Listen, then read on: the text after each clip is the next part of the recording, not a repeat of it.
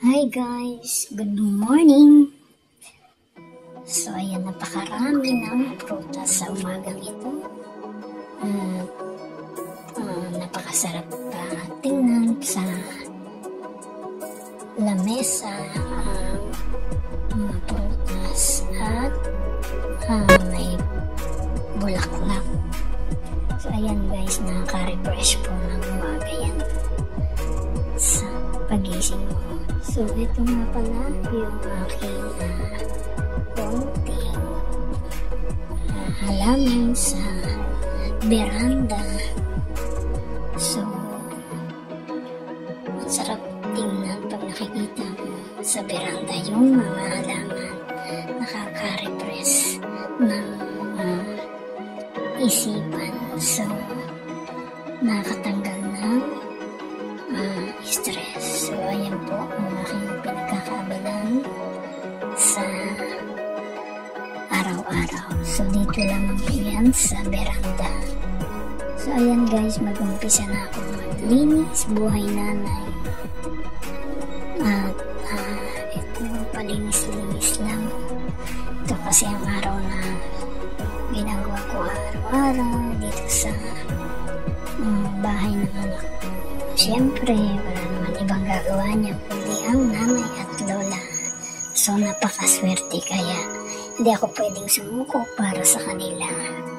Dahil kawawa naman sila pag ako'y nawala.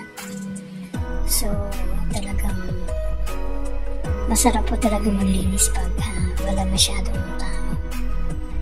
So, ayan guys. Sobrang linis ng kapaligiran. So, sarap po niya lakad pag nakikita mo. At meron nga pala kaming exchange gift ngayon Pasko. At ayan. Ayan, ito yung aming pantry. Ayan guys, kung makikita nyo. So, napaka saya ng at maliwanag ang buhay. Siyempre, buhay lola. May pa Christmas tree na kami dahil malapit ng Pasko. So, ayan, maraming salamat sa inyo guys sa pagsama nyo muli sa akin sa araw-araw ng aking ginagawa. Ay po, salamat sa pagsubaybay nyo.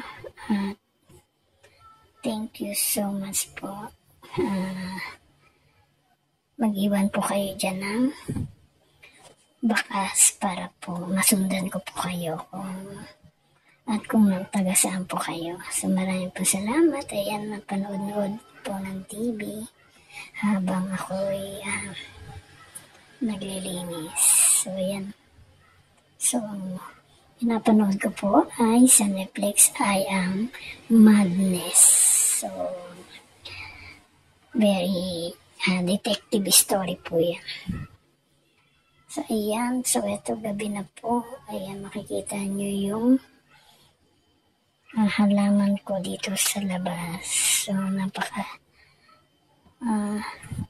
saya ko pag gising ko ng umaga, may mga halaman akong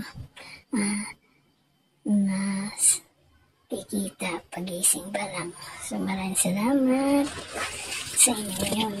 So, let's watch TV na po tayo. Ayan, ang daming regalo. So, kasi malapit na ang Pasko.